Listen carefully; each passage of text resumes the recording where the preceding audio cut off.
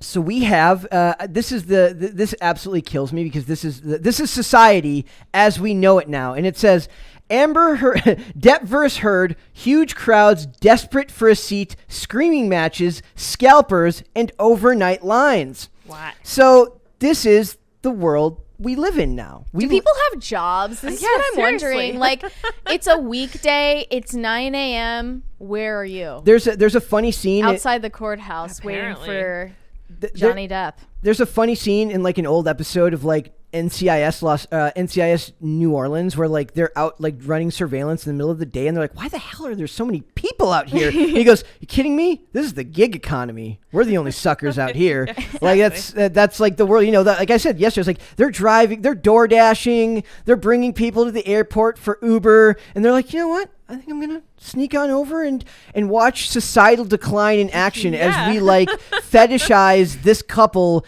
like slinging mud at one another, and that is the world we live in. And something that is bothering me, is that dissing Amber Heard, and I love dissing Amber Heard, don't get me wrong, but dissing Amber Heard is becoming a form of like girl bossery and mudslinging in and of itself. Hashtag me too. And it's just cringing me out. Like, you guys need to find a new vibe.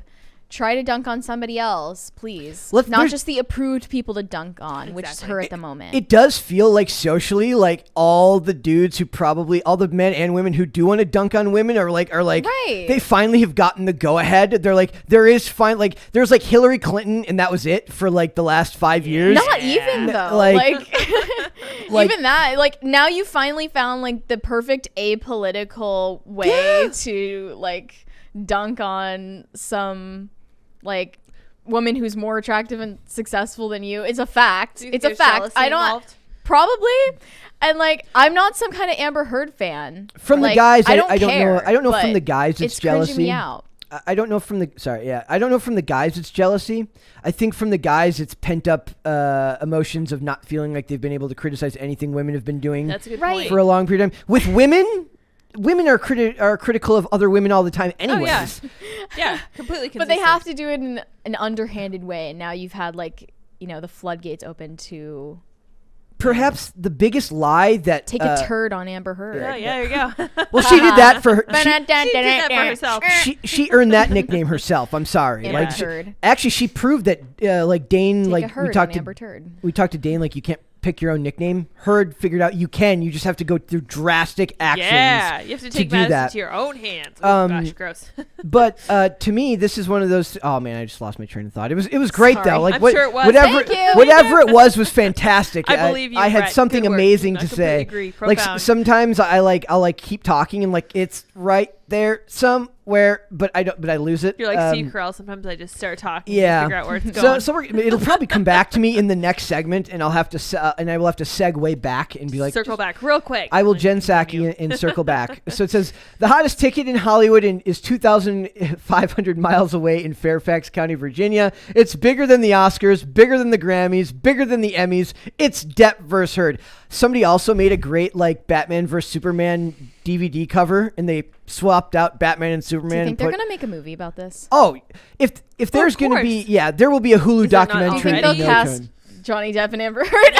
They should do that. We're getting to this level of absurdity now that we can't go back. I love it. We should absolutely do that. Like there's no going back. We like also like we did all those like real like true crime documentaries are a big thing right now. Right. Especially where the woman is evil. Yeah. Well, I'm thinking more of like what was the first real one? It was the OJ one that did the People versus OJ Simpson. Right. That was the launching point of that style of show back in the day. And then Law and Order did Law and Order True Crime or something like that. Right. So it says it's been a madhouse at the courthouse when the trial first started. Fans started to line up around 5 a.m. outside the building, but it's now off the rails with Amber on the stand. Fans started lining up at 10 p.m. Sunday for Monday's 9 a.m. start, just to get a glimpse of Amber, causing the sheriff to post a sign the following day that read, "Effective immediately, the line for the Johnny Depp Amber Heard case, spectators are not permitted to loiter or camp out on the judicial complex before 1 a.m. That's very generous. I'm picturing, like, have you ever seen those things like when PlayStation was like 2 was coming out or PlayStation 1 was coming out? There was like people who lining up for a product is pathetic, but in every way but it being on a screen in front of people, this is a movie. Yeah. Like you said, it's not a movie, but it's a courtroom drama.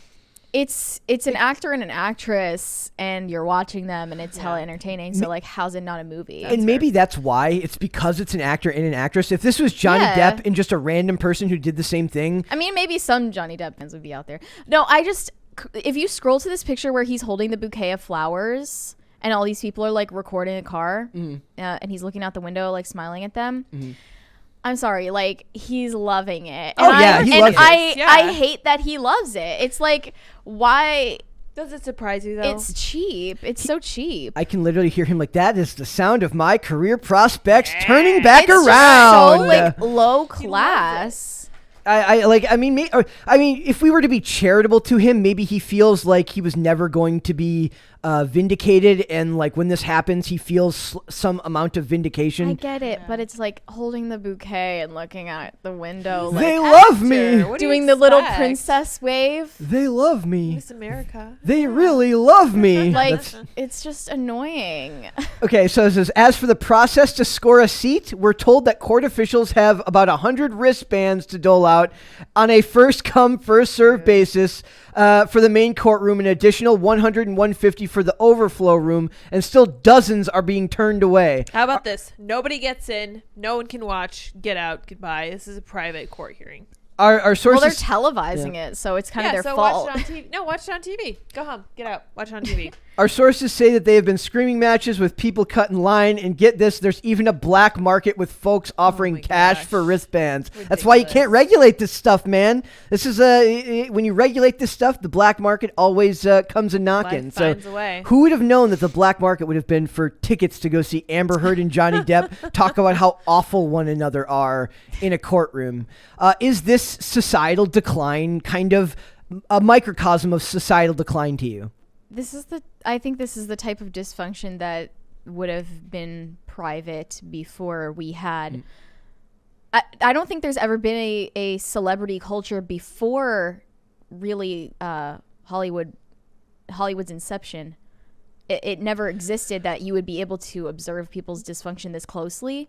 Well, that aspect of it, but weren't like Olympic athletes back in the day considered celebrities of the sort? I mean, still, that's not even like that back in the day. Well, it's because I'm pretty sure it's because we have social media. That's the only thing I can see blowing it up this way. Because Brett's right. Like, there have always been famous people, and they've always been kind of mobbed by crowds of adoring fans, especially movie actors. But I thought celebrities used to be. I thought that it was supposed to be considered low class back in the day to be like an actor or a. I think there are a few actors who kind of revolutionized that idea. Like I don't know them offhand. I would say like Greta Garbo, Marilyn Monroe, Cary Grant. Yeah, Cary Grant, and a lot of those people, like, very classy, very kind of cultured. Marilyn Monroe was not one of those, even though she was super beautiful. Just because she was, people are welcome to disagree with me. I just don't know enough about it. Hannah Claire informed me earlier that apparently the guy who designed the Marilyn Monroe dress that she wore, that Kim Kardashian wore on the Met Gala, came out and was like, she shouldn't have. Well, I don't think it was the one who designed it, was it? I thought it was just the person who used to be in charge of conserving it. Because I mean, the guy who designed it is definitely dead. Right? Long dead. Okay, so then maybe I misheard. I might have misheard that from him. But he said it was a huge mistake. Obviously. Well, you see the video for trying to get it on. That clearly. Not clearly right huge for her. So it says the crowd is almost entirely supporters of Depp. He's gotten a hero's welcome almost every day he's arrived. Safe to say, even if the trial doesn't go his way, he'll still have plenty of fans to show his support. What if he started like a Patreon? That's absolutely the road we're headed. Well, as we like, if he's not going to get movie roles again, he could just go and do independent films, and you'll be able to. This will boost his rate for independent films, even if he doesn't go back to mainstream Hollywood. His rate is going back up. I don't know how much money one man needs if he owns 3 condos. It's not about the money; it's about the attention, and all celebrities are attention. That's their currency. They need the attention. That's how you get the role. He doesn't really. He knows he's not going to get $50 million out of this. It's why the tweets. He's going to get attention and love. It's why the tweets from celebrities are always so baffling. It's because they just need that dopamine hit from their tweets. I'm not convinced. You're giving them way too much credit here. That's a very human response. I think this is entirely PR calculations. Where's the lizard stuff? Yeah, no, not that. But it's like I think it's very much like PR. Like I need to be trending. I need to be out in the news. I want people. Oh, so they're like looking at like whatever pro version of Social Blade they use. Right. They're looking at the stats. Okay. They're like, what are my stats right now? Have I made enough of a name for myself in the last 3 weeks? Yep. Maybe I haven't. Also, did you see there was like more stuff about the this is why I know it's all a farce, because they keep focusing on the fact that he's like is he dating his lawyer? Like they love talking about that. Like the people who like love covering this case so well, they're getting all this great stuff and they're making all these great observations, and I'm over here like, is he dating his lawyer? I have no idea. Like, it's just, I'm more... The mythology about this case is just getting deeper and deeper and more convoluted. Yeah. It really does make me wonder about, where we are going as a culture. And that's kind of where, like, because I find myself, like, as I'm reading this, I'm like, am I part of the problem? Are we part of the problem just by covering it? Literally, yes, we are. And for sure we are. I don't feel guilty about it. But like I do. We have such an outsized celebrity class that no other society has had before. Yeah. And it's an opportunity for us to take our own dysfunction and like pull it out of ourselves and like watch it on somebody else. Do you know what I mean? Yeah. That doesn't make much sense the way I said that, but it feels therapeutic for us to see dysfunction in other people's lives. Yeah. Which means it's kind of like it's our own version of like safe projection. Like, if they're screwed up, I can be screwed up. We used to have the town gossip, town square gossip or something like that. But we don't have that anymore. We have the internet. One of the things that I always get cringe the most at when I'm looking at sites for stuff to talk about, it's like celebrities. They're just like us. Are they? Are they? It's like really not. They go to get Jamba Juice in jammies just like you do. I'm like, I don't actually do that, but I mean I get what you're saying. But who's like I don't know anyone who's clicking on that stuff and reading that stuff. Like, no one. Yeah. Well, there must be. Otherwise, why would they keep making it? I guess I don't know. Stands like that type of thing makes their idols more accessible to them. I feel like such a symptom of how lonely. Thank you. Hello, thank you. Hello. It's such a symptom of how lonely people are because for them to be like, oh my gosh, they really are just like me. Like, we're so bored. Yes, we need some real conflict, dude. Yeah, like this is what we're into right now. It's kind of like when they they respond to their favorite celebrity on Twitter and they call them by name as if they know the person really well. They're like, hey Johnny, just to let you know, like maybe you should wear a different color this week. Hey Amber, did great job on court today. I'm like, why are you talking to them like you know them? Your friends. Like there have been times where I've like said people's name and then like awkwardly added the last name because it felt awkward to call them by their first name because I don't know them that well. Like, but people are just completely okay with doing that on social media, and that's just weird to me. Yeah. But stan culture in general is weird. Do you guys feel the way I do, which is that basically this case is the keys being jiggled in our face because we're dumb little babies? Something else is going on.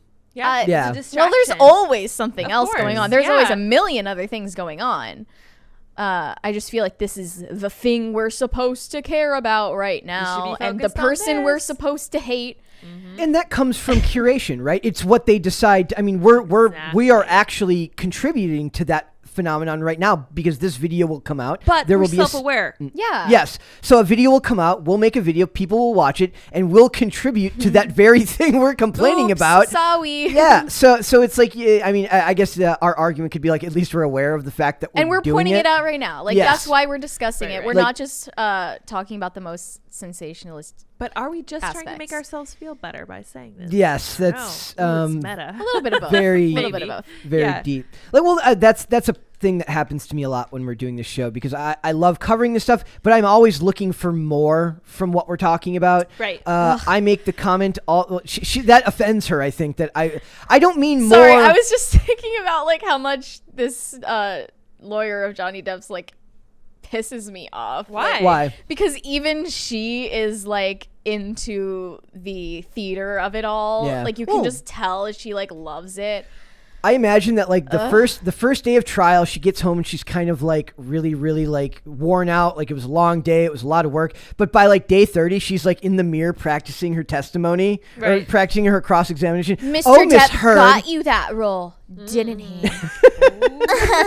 Like, screw you. You are so annoying. Mary she's really out here contrarian. in front of the courthouse like hugging people. Really? She thinks in her blazer, she thinks she's such a girl boss. Like, well, I'm looking at the video right now. I don't like that. We all know that girl boss is a hilarious. It's just the battle of the girl bosses in that courtroom. And Johnny's just in the corner, like, hopefully I win either way. Yeah, either way. That's what he wants. Were there any super chats? I believe there were. Let's see, yes. Yeah. One was Sour Patch Lids, we love you, from Joseph Daraki. Thank you, Joseph. Thank you. Wait, what was that? Nathan. I see. Nathan Koss. Mm-hmm. Nathan Koss. See it? We had the bread for the last 2 years with the stimmy checks. Now it's time for the games. You might be right.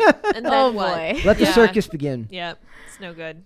And Waffles Sensei says, "When is David coming back?" David, I'm wondering the same thing. David, Faunt. I guess he works here. Some guy named David Faunt. I've never heard of him. I know Danger.